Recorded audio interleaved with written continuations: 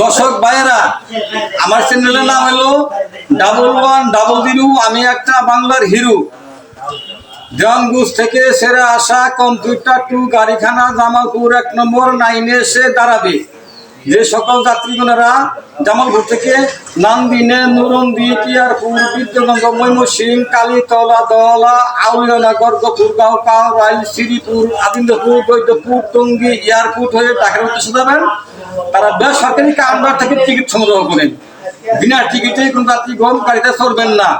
বিনা টিকিটে কাউকে পাওয়া গেলে তার ডবল জরিমানা সহ আদায় করা হবে। তাই সামান্য কয়েকটা টাকার জন্য আপনারা গাড়িতে চড়িয়া বেয়াদবি হবেন না।